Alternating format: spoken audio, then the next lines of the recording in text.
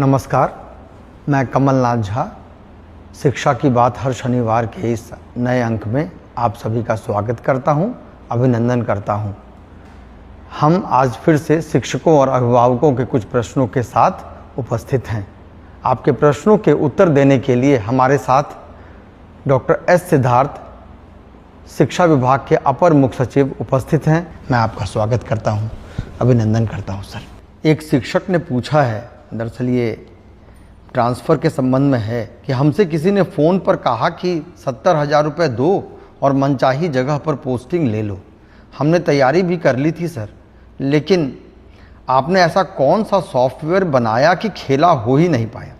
Sir, जो कभी हुआ नहीं वो कैसे संभव हुआ, बिना पैसे का ट्रांसफ़र हो रहा है सर। देखिए, ट्रांसफ़र प्रक्रिया में जो सॉफ्टवेयर उपयोग किया जा रहा है वो फुली कोडेड है, और उसमें ना ही डीओ को पता चलेगा, ना ही डीओ के किसी कार्यालय में किसी को पता चलेगा, और ना ही जिस टीचर का ट्रांसफ़र हो रहा है उसको भी जानकारी नहीं होगी कि किस क्रम में पोस्टिंग आएगा और किस क्रम में वहाँ पर उसके स्क्रीन में, डीओ के स्क्रीन में आएगा। केवल डीओ के स्क्रीन में ये केवल आता है कि ये विषय है और ये इनके ऑप्शंस हैं, इसके अलावा कुछ नहीं आता वहाँ पे। इसलिए मैं भी नहीं पता कर पाऊँगा क्योंकि इतना कोडेड है। और अंतिम में जब फाइनली डीएससी के डायरेक्टर प्राइमरी एजुकेशन के पास आएगा तो इसकी फिर समीक्षा की जाएगी कि वास्तव में ये फॉर्मूला के अनुसार करेक्ट है या नहीं है। इसलिए यदि अगर कोई झांसा देता है कि हम आपका करा देंगे तो या तो वो साइबर ठगी होगा, जैसे अन्य ठगी नहीं होते हैं कि फ़ोन करके पैसा मांगते हैं, ओटीपी मांगते हैं। तो मेरा अपना अनुमान ये कहता है कि इसी प्रकार का कोई ठग है जो फ़ोन करता है। और मैं देखा था एक दो अखबार में भी किसी ने इसका उल्लेख किया था। तो मैं टीचर से ये कहूँगा कि भाई ये आप आराम से रहिए और किसी साइबर ठग या किसी ठगों के से दूर रहें। और 20 तारीख को उससे पहले भी नहीं, 20 तारीख को आपके इनबॉक्स में आपका जो स्कूल कहाँ आवंटित है वो आ जाएगा। और छुट्टियां मना रहे होंगे टीचर, मेरा उम्मीद है, और मैं चाहूँगा कि वे खुशी खुशी अपना छुट्टी मनाएं और इस टेंशन से दूर रहें और ठगों से जो परगला रहे हैं उनसे बचें। एक गोपाल प्रसाद राय शिक्षा सेवक हैं, मध्य विद्यालय महंदीपुर, कोचाधामन, किशनगंज से। इनका कहना है कि ये शिक्षा की बात हर शनिवार का इनको हर एक सप्ताह इंतज़ार रहता है। अभी प्रत्येक जिले में छोटे बच्चे तरह तरह की गतिविधियों से गणितीय समझ को विकसित कर रहे हैं। सर, अगर आप समर कैंप में बच्चों को हंसते पढ़ते देखेंगे तो आपको बहुत अच्छा लगेगा। देखिए, मैं किसी एक समर कैंप में, एक दो समर कैंप में आऊँगा और बड़ा उत्साहजनक इसका परिणाम निकला है कि बच्चे खेलते खेलते समर कैंप में गणित का अभ्यास कर रहे हैं। और ये हर लंबे अवकाश में आयोजित होना चाहिए और इसके अच्छे परिणाम आ रहे हैं। और इसमें एक तो बच्चे की जो कंटिन्यूटी है, लर्निंग कंटिन्यूटी है, वो बनी रहती है, और साथ ही साथ उसका जो पढ़ाने का माध्यम है वो जो रेगुलर स्कूल है से भिन्न है। तो मैं ज़रूर मैं समर कैंप में आऊँगा और मैं देखूँगा जी। एक गृहिणी हैं, नीता गुप्ता नाम है, मर्दाहा टोली, पटना की रहने वाली हैं। इनका कहना है, महाशय, मैं एक गरीब परिवार की महिला हूँ। मैंने अपने बेटे का नामांकन माध्यमिक विद्यालय मर्दाहा टोली, पटना में करवाया है एवं हर रोज़ अपने बेटे को नियत समय पर विद्यालय भेजती हूँ, परंतु यह देखकर बहुत ही आहत हूँ कि विद्यालय में पठन पाठन का कार्य नहीं होता है। मेरे बेटे की तरह ही सारे बच्चे कक्षा में बैठकर शिक्षक के आने का इंतजार करते रहते हैं, परंतु शिक्षक कार्यालय में बैठकर बातें करते रहते हैं, जिससे मेरा बच्चा घर आकर मुझे ये कहता है कि माँ, मुझे भी नामांकन प्राइवेट विद्यालय में करवा दो।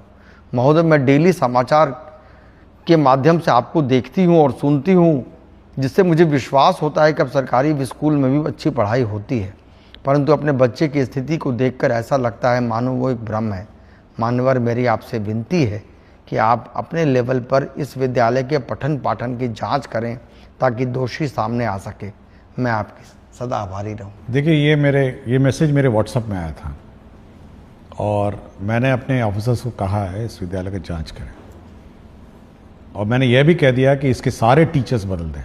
ये भी मैंने कह दिया है कि जो भी टीचर्स यहाँ पढ़ाते हैं पूरे के पूरे बदल दीजिए, और यदि यह बात सत्य निकलती है जांच में तो मैं तो इनको जिला से बाहर निकाल दूंगा।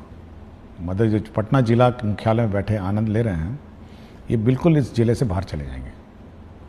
तो मैं बिल्कुल स्पष्ट कर दिया हूँ। मैंने ये देखिए बहुत स्पष्ट है, और शिक्षा विभाग का बहुत स्पष्ट निर्देश है कि अगर इस प्रकार की शिकायत आएंगी और आप बैठे स्कूल में केवल गप लड़ाएंगे और टाइम पास करेंगे, तो आप ये कंप्लेंट अगर आ गई और उसकी जांच हो गई तब तक उस जिले से बाहर चले जाएंगे। मैं प्रखंड और पंचायत की भी बात नहीं करूंगा, मैं सीधे जिले से बाहर कर दूंगा। मुझे बड़ा दुख हुआ जब मैं इस व्हाट्सएप में इस महिला, इस गृहिणी का मैंने मैसेज पढ़ा, और इमीडिएटली मैंने कहा कि सारे टीचर बदल दीजिए। और हम ये टॉलरेट ही नहीं करेंगे कि कोई इस प्रकार का बर्ताव किसी स्कूल में करे। और मैं बहुत बार चेतावनी दे चुका हूँ और बहुत ही स्पष्ट मैंने अपने डीओ को कहा है कि अगर कंप्लेंट आई और कंप्लेंट में सत्यता आई तो आप यह सुनिश्चित करेंगे कि पटना जिला अगर उसको मुझे ना पड़े तो कोई प्रॉब्लम नहीं होगा। ये अपने को नजर आएंगे या अपने को कहीं बॉर्डर जिले में नजर आएंगे। इतनी दूर हम लोग इनका पोस्टिंग कर देंगे, कोई रियायत नहीं हम इनको देंगे। आपको स्कूल में भेजा है, आपको स्कूल में सब सुविधा दी है, आपके घर के स्कूल में, आपके घर के निकट स्कूल में हम लोगों ने पदस्थापन किया है, और उसके बाद अगर आप पढ़ाएंगे नहीं तो फिर ऐसे दूर दराज जाइए जहाँ पे आप पढ़ाने के अलावा आपके पास कोई काम ही नहीं रहेगा। सर, एक राधिका शर्मा हैं, गोपालगंज जिला में शिक्षिका हैं, सिधवलिया प्रखंड एनपीएस बुचिया काली टोला में कार्यरत हैं। इनका कहना है कि महोदय, मेरे साथ एक भीषण दुर्घटना हुई जिस कारण मेरे सीधे पैर के घुटने के सभी लिगामेंट टूट गए और उसके बाद मेरा ऑपरेशन कराया गया। महोदय, मैं 4 जनवरी 2025 से 31 मार्च 2025 तक मेडिकल अवकाश पर रही और इसके भुगतान के संबंध में मुझे किसी प्रकार की सहायता उपलब्ध नहीं करवाई जा रही। देखिए, हम लोगों ने बहुत स्पष्ट निर्देश दिया है। आपने देखा होगा एक अवकाश के संबंध में निर्देश दिया है। अवकाश अवधि में वेतन नहीं रोकना है अनलेस एंड अनटिल नो पे लीव पे कोई है, और यदि अवकाश अवधि में कोई टीचर का वेतन रोकेगा तो उस पर कार्रवाई हो जाएगी। मैं इसका रिकॉर्ड मंगवाऊंगा।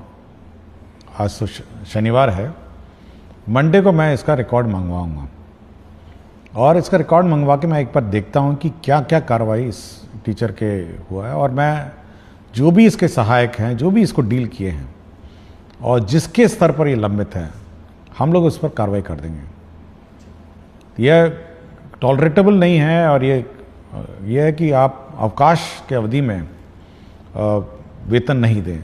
बहुत सारी हमारी लेडी टीचर्स हैं जो मातृत्व अवकाश ली हुई हैं, अदर मैटरनिटी लीव्स ली हैं। अगर आप उसका वेतन ही रोक देंगे तो आप उसका गुजारा कैसे चलेगा, और उसको मेडिकल रिक्वायरमेंट्स हैं, मेडिकल खर्चा है। इसलिए बहुत ही स्पष्ट कहता हूं मैं सभी डीएस को अपनी मीटिंग्स में कि ये वेतन रोकना अवकाश पीरियड में और उसके बाद फिर नेगोशिएट करना, मतलब ये पुरानी आदत होनी चाहिए, और ये बिल्कुल टॉलरेट हम लोग नहीं करेंगे कि कोई वेतन रोकेगा और वेतन रोक के बैठ जाएगा। ये उसका राइट नहीं है।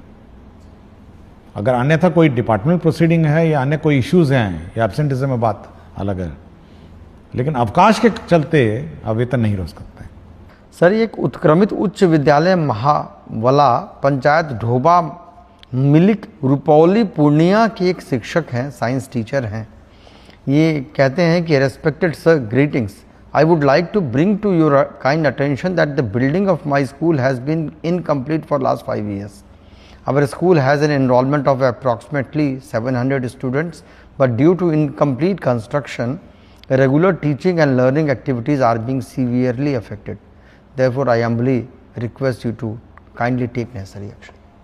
ये बड़ी अच्छी बात है कि 700 बच्चे स्कूल में हैं और स्कूल इनकम्प्लीट है, इसको हम लोग ऑन प्रायोरिटी बेसिस हम लोग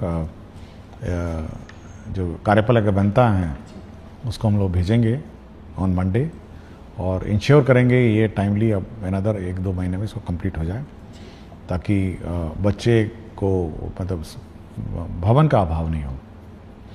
और इसी प्रकार हम लोगों ने जो इस साल की कार्य योजना भी बनाई है कि जितने भी इस प्रकार के क्लासरूम के शॉर्टेज वाले रूम्स हैं, रेगुलर क्लासरूम्स हम लोग कंस्ट्रक्शन का सैंक्शन हम लोग इसी महीने सभी कर देंगे कि पूरे राज्य में हमारे क्लासरूम्स, हमारे बाथरूम, टॉयलेट, हमारे वाटर सप्लाई सिस्टम्स, इलेक्ट्रिफिकेशन, ये सारा हम लोग इस महीने पूरे राज्य का सैंक्शन कर देंगे। तो इसलिए जिनके पास है भी नहीं और जिनके यहाँ रूम्स की कमी है वह इस बात से जानकारी देना चाहूँगा कि वहाँ पर भी हम लोग अब classroom, additional classrooms, toilets, water supply और इलेक्ट्रिफिकेशन ये ऑन प्रायोरिटी बेसिस, और जहाँ जहाँ इंक्रोचमेंट और अन्य इश्यूज़ हैं और बाउंड्री भी हम लोग इस साल निर्माण कराएंगे। Thank you sir. सर एक सर मधवापुर प्रखंड है मधुबनी जिले के, वहाँ के एक सिटीज़न हैं, वो एक सवाल रख रहे हैं कि हमारे प्रखंड में टोला सेवक एवं मरकज सेवक की कई सीटें रिक्त हैं, परंतु इसके बावजूद एक भी सीट जारी नहीं की गई है कि शिक्षा व्यवस्था एवं नियोजन प्रक्रिया के पारदर्शिता के विपरीत प्रतीत होता है। जानकारी प्राप्त हो रही है कि कुछ अधिकारियों द्वारा गलत तरीके से 0 सीट की रिपोर्ट विभाग को भेज दी गई है, जिससे योग्य अभ्यर्थियों के अवसर बाधित हो रहे हैं। आपसे निवेदन है कि इस संबंध। देखिए, तालमी मरकज़ और जो टोला सेवक हैं, जो इन दोनों की बहाली हो रही है और एक डेडलाइन फिक्स्ड है। हम लोग देखिए बहुत सारे माननीय उच्च न्यायालय में भी वाद लंबित हैं। हम लोगों ने ये कहा है कि जहाँ जहाँ उच्च न्यायालय में वाद लंबित नहीं है वहाँ की बहाली करें, और जहाँ पर माननीय उच्च न्यायालय में वाद लंबित है उनका जैसे जैसे निपटारा होगा हम लोग बहाली करेंगे। इनका क्या मामला है ये मुझे देखना पड़ेगा, और मैं अगला सप्ताह इसको देख लूँगा कि ये वास्तव में माननीय उच्च न्यायालय में ये वाद लंबित हैं या कोई अन्य जैसे बता रहे हैं। इसको मैं रिजॉल्व अगले सप्ताह इसको कर दूँ। सर एक विजय कृष्ण त्रिपाठी हैं, ये विशिष्ट शिक्षक हैं संस्कृत के, नगर पंचायत माध्यमिक शिक्षक, राज्यकृत उच्चतर माध्यमिक विद्यालय मशरक के हैं, सारण बिहार से। इनका कहना है कि आदरणीय अपर मुख्य सचिव शिक्षा विभाग बिहार सरकार को मेरा सादर प्रणाम। मेरा कहना है कि इस शिक्षा कोष पर विशिष्ट शिक्षकों हेतु क्षतिपूर्ति अवकाश का विकल्प नहीं दिया गया है, जबकि नियमित विद्यालय के अध्यापकों को क्षतिपूर्ति अवकाश का विकल्प दिया गया है। ये इस संबंध में क्यों भेदभाव किया गया, इसके संबंध में? नहीं, ऐसा कोई भेदभाव नहीं है। और जितने भी सरकारी शिक्षक हैं, विशिष्ट शिक्षक हों, TRE 1, TRE 2, TRE 3 और जो पुराने शिक्षक हैं, सभी को अवकाश का एक ही मापदंड है, ये अलग अलग मापदंड नहीं है। और मेरे ख्याल से एक बार फिर मैं अनुरोध करूंगा शिक्षक से कि अपना वेबसाइट में एक बार फिर चेक कर लेंगे। सारे अवकाश जो अन्य टीचरों के लिए अलाउड है वह इनको भी अलाउड है। केवल आपका नियोजित जो पुराने पंचायत स्तरीय है जो टीचर हैं वो वैसे भी इस शिक्षा कोष में मतलब वह भी उनकी निकाय जो है वो स्थानीय निकाय है जो अवकाश देती है, बट सरकारी शिक्षक जो हैं उनकी अवकाश तालिका एक साथ है, एक ही बराबर है, अलग अलग नहीं। सर एक सोनू मिश्रा है, ये विशिष्ट शिक्षक हैं, इनका कहना है कि सर आपके द्वारा शिक्षा की बात हर शनिवार कार्यक्रम के माध्यम से शिक्षकों की कई सारी समस्याओं का समाधान किया जा रहा है, जिसके लिए बिहार के तमाम शिक्षक आपके प्रति कृतज्ञ हैं। महाशय, मेरा प्रश्न यह है कि एक ही प्रवृत्ति और एक ही समान प्रक्रिया से बहाल शिक्षकों के वेतन में अलग अलग जिलों में काफ़ी भिन्नता है। आपसे अनुरोध है कि जैसे आपने विभिन्न समस्याओं का समाधान किया है, ठीक उसी प्रकार वेतन निर्धारण की समस्याओं का भी निराकरण करने की कृपा करें। देखिए, मेरी जानकारी में है ये बात कि वेतन निर्धारण में भी इश्यूज हैं, और हम लोग कोई इस प्रकार का कोई बॉडी बनाएंगे जिनको भी वेतन निर्धारण में आपत्तियां हैं वो वहाँ जाके अपील करेंगे। तो ये बात मेरे संज्ञान में है कि वेतन फिक्सेशन और वेतन का जो इसमें इश्यूज हैं ये है, क्योंकि बहुतों को केवल मूल वेतन पे वेतन मिल रहा है। ये भी मेरी जानकारी में, क्योंकि सिस्टम में दिखता है कि मूल वेतन पे आप है, लेकिन जो इंक्रीमेंट्स हैं ये सब है, ये सब नहीं लग रहे हैं। तो इसको हम लोग जैसे ही ये लोग टीचर्स ज्वाइन करेंगे अवकाश के बाद, और नए कुछ लोग तो नए स्कूलों में ज्वाइन करेंगे, एक बार इसको हम लोग फिर रिजॉल्व करने की कोशिश करेंगे। अब अभी हम लोग की जो ताबड़तोड़ व्यवस्था है वो ये है कि कम से कम लोगों का वेतन शुरू हो जाए। किसी का पैन नंबर गलत हो रहा है, किसी का आधार मैपिंग गलत हो रहा है, और ये सब बहुत अभी इश्यूज अभी भी हैं, और सक्षमता के साथ इश्यूज हैं, TRE 1 के साथ इश्यूज हैं, किसी ने कुछ प्राण भर दिया, किसी का कुछ प्राण है। तो ये अभी फायर फाइटिंग इसी में चल रही है। तो एक बार ये सेटल डाउन हो जाएगा तो हम इस बात का रिकैलकुलेट कराएंगे हर टीचर का कि उसका वेतन निर्धारण एग्जैक्टली करेक्ट हुआ है, उसमें क्या त्रुटियां हैं, और सुधार करके फिर उसका जो भी अरियर बनेगा हम लोग भुगतान कर देंगे। जी सर। सर, एक धीरज कुमार हैं, ये शिक्षक हैं, ये कह रहे हैं कि शिक्षा की बात हर शनिवार में आप अपनी कीमती समय निकालकर हमारी समस्याओं को गंभीरतापूर्वक सुनकर उसका समाधान करते हैं, इसके लिए बहुत बहुत धन्यवाद है। इनका कहना है कि इनका EPF की राशि वेतन मद से कटौती की गई है, परंतु EPF अकाउंट में जमा नहीं हुआ है। देखिए, मेरा समय इतना कीमती नहीं है जितना शिक्षक का समय कीमती है, मैं ये मानता हूँ। देखिए, शिक्षक का समय इसीलिए कीमती है कि वो जब समय अपने स्टूडेंट्स को देता है, जो भी देता है या जो अपना समय देती हैं, तो उसका कैरियर और उसका भविष्य बनाती है। तो बहुत टीचर का समय बहुत कीमती है, और ये मैं मानता हूँ। और जो पुराने क्वेश्चंस में मैंने देखा कि व्यर्थ में बैठे रहते हैं, तो बड़ा बड़ा दुख होता है ये सब सुन के। तो मेरा इसीलिए हमेशा मैं मानता हूँ कि टीचर का समय सबसे कीमती है, उसको स्कूल में बिताना चाहिए और स्कूल में उसको पढ़ाना चाहिए।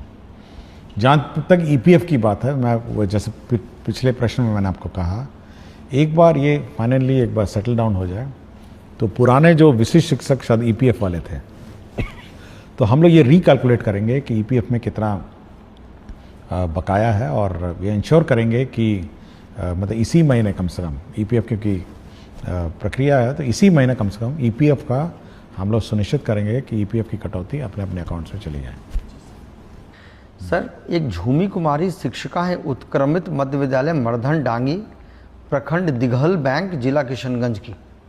ये सर, ये आपकी बहुत बड़ी फ़ैन हैं।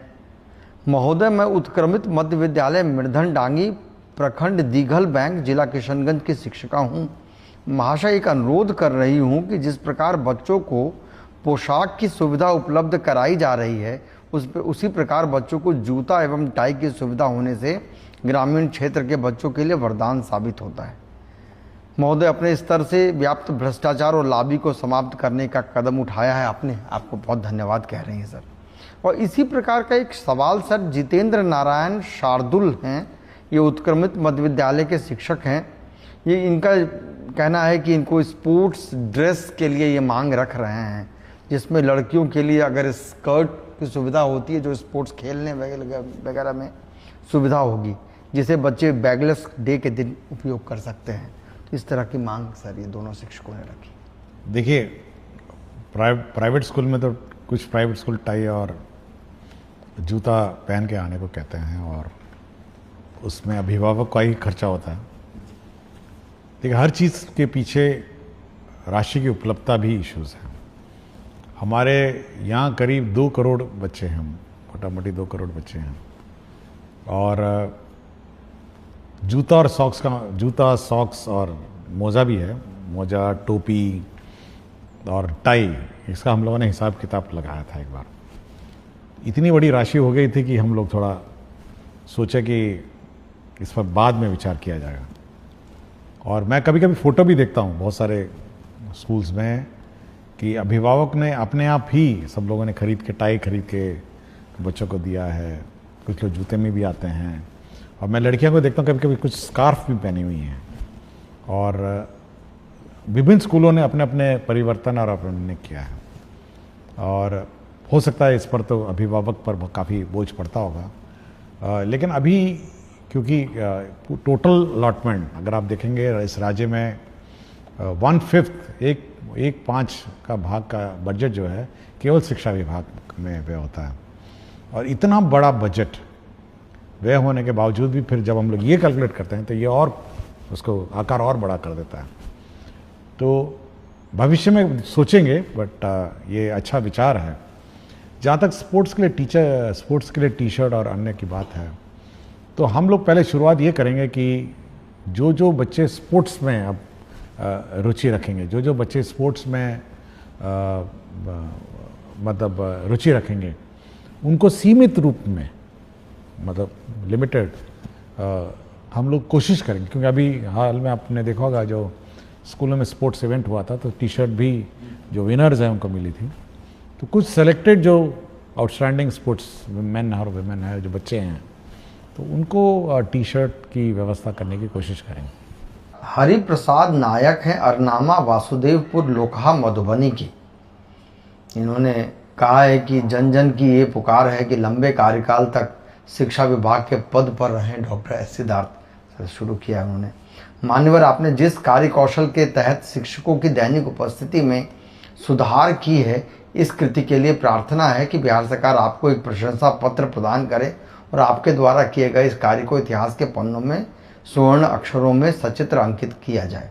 मान्यवर, एक और प्रयास किया जाए कि पंचायत स्तरीय नियोजित शिक्षक शिक्षिका जो अपने गांव के विद्यालयों में पदस्थापित हैं, वे हाजिरी लगाने के बाद अपने घरों में चले जाते हैं। रोकने पर एचएम के साथ गाली गलौच और अभद्र व्यवहार करवाते हैं। महाशय, ऐसे शिक्षकों का स्थानांतरण अनुमंडल के बाहर कर दिया जाए। देखिए, मुझे कोई प्रमाण पत्र की ज़रूरत नहीं है, मुझे कोई प्रशस्ति पत्र की ज़रूरत नहीं, और मेरा एक ही प्रशस्ति पत्र होगा। मतलब अगर शिक्षक देना चाहेंगे या अभिभावक देना चाहेंगे, वह यही होगा कि बच्चों को अच्छी शिक्षा मिल जाए, मतलब उसका कैरियर बन जाए और अच्छे अच्छे स्थानों में वो पदस्थापित हो जाए, और एक शिक्षित बच्चा हमारे विद्यालयों से निकले। यही मेरे लिए मेडल कहिए, प्रशस्ति पत्र कहिए, और मेरे एफर्ट्स को अप्रिशिएट करने का एक ही माध्यम है कि बच्चा पढ़ के अच्छा पढ़ाई करके निकले, अच्छा एक शिक्षित सिविल समाज में वो बिहेव करे, ट्रैफिक रूल फॉलो करे, क्यू में खड़ा हो, एक डिसिप्लिन नागरिक के रूप में वो इस विद्या का जो मंदिर है वहाँ से निकले। तो मेरा एक ही उद्देश्य है। और यदि कोई टीचर और अभिभावक सोचते हैं कि हमको मेडल मिले, तो यही मेरा मेडल है कि बच्चा इस विद्या का मंदिर में पढ़ाई करके निकले। जहाँ तक जो स्थानीय निकायों के टीचर हैं उनके बारे में जो लिखा गया है, मैं दोहराऊंगा नहीं। मैं बहुत ही स्पष्ट हूँ कि क्योंकि हो सकता है स्थानीय निकाय क्योंकि अनुमंडल से बाहर नहीं जा सकते हैं, लेकिन इन पर कार्रवाई हम लोग कर देंगे। यह बिल्कुल स्पष्ट है। यदि सोचते हैं कि स्थानीय निकाय में हैं और इन पर कोई कार्रवाई नहीं हो सकती है, हम लोगों ने बहुत सारे स्थानीय निकाय टीचरों को डिसमिस किया है, बहुतों की नौकरी गई है। इसलिए यह बिल्कुल स्पष्ट है कि कोई भी टीचर अगर लापरवाही करेगा, इस प्रकार गाली गलौज करेगा, तो वो बिल्कुल फिर तो डिपार्टमेंट प्रोसीडिंग और डिसमिसल का भोगी होगा। और जहाँ तक सरकारी शिक्षक है, जैसे नियोजित है, ये सक्षमता पास शिक्षक TRE 1, TRE 2, 3 है, अगर वह इस प्रकार का कार्रवाई वो भी करें, तो मैंने पहले ही बता दिया कि उनका जिला से बाहर कर देंगे हम लोग। ये जिला में रखने की क्या ज़रूरत है जब आप अपने स्थानीय क्षेत्र में जाके बैठ के पढ़ाई नहीं सकते हैं। तो बहुत ही स्पष्ट है कि अगर आप इनडिसिप्लिन करेंगे और इस प्रकार की हरकतें करेंगे तो करेंगे। और दूसरा ये है कि हम लोग का ये मानना है कि किसी स्कूल की व्यवस्था सामूहिक रूप से संचालित होती है, और यदि कोई टीचर इस प्रकार का हरकत करता है तो यह दायित्व अन्य टीचर का बनता है कि वह सरकार में रिपोर्ट करे कि देखिए फलाना टीचर बदमाशी करते हैं, फलाना टीचर भाग जाते हैं, फलाना टीचर गाली गलौज करते हैं। ये बाकी टीचरों का भी दायित्व है कि सरकार को सूचित करे ताकि सरकार उस पर कार्रवाई करे। जी सर, ये बहुत उपयोगी भी है सर। और सर, एक आम ग्रामीण का ये सवाल है कि इनका मानना भी है कि प्रायः सभी जगह शिक्षा में बदलाव हो रहा है, पर मोतिहारी प्रखंड पिपरा कोठी पंचायत राज वीर छपरा राजकीय बुनियादी विद्यालय पिपरा कोठी भगवान भरोसे ही चल रहा है। प्रधानाध्यापक विद्यालय प्रांगण में ही खैनी खाते हैं। वह एमडीएम व अन्य राशि के साथ साथ वर्ग संचालन, अभिभावकों को विद्यालय नहीं बुलाना सहित तमाम तरह की अनियमितता है। हम अभिभावक हमेशा आपका कार्यक्रम फेसबुक पर देखते हैं। आप दूसरे विद्यालयों में वीडियो कॉल पर बात भी करते हैं। सर, उम्मीद है इस विद्यालय के लिए भी कुछ। देखिए, हम लोग के जो रिकॉर्ड्स हैं, अटेंडेंस का रिकॉर्ड हमारे पास है, एमडीएम के रिकॉर्ड्स हैं।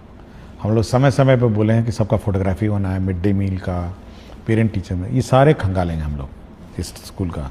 जैसे ही स्कूल खुलेगा, ये तो मेरे रिकॉर्ड्स में होंगे ही, मैं एक बार चेक कर लूँगा कि सारे रिकॉर्ड्स हम लोग खंगालेंगे। और दूसरा है कि हम लोग एक टीम भेजेंगे स्कूल का जांच के लिए और इनके कार्यकलाप की जांच करेंगे। अगर यदि टीचर्स दोषी पाए गए, जैसे मैंने पहले ही कहा, अगर दोषी पाएंगे तो आपको जिले से बाहर कर देंगे। तो ये मतलब स्कूल परिसर में किसी प्रकार की लापरवाही इन टर्म्स ऑफ डिसिप्लिन और क्वालिटी ऑफ एजुकेशन या निर्देशों का पालन नहीं करना, इसके लिए तो हम लोग कार्रवाई कर देंगे। बहुत बहुत शुक्रिया सर। हम लोगों ने आज शिक्षकों के साथ साथ कुछ ग्रामीणों के भी सवाल लिए हैं। सर, बहुत बहुत धन्यवाद। सभी शिक्षक, मुझे लगता है कि सब संतुष्ट भी हो रहे होंगे। हम अगले शनिवार फिर कुछ प्रश्नों के साथ पुनः उपस्थित होंगे। तब तक के लिए नमस्कार, धन्यवाद।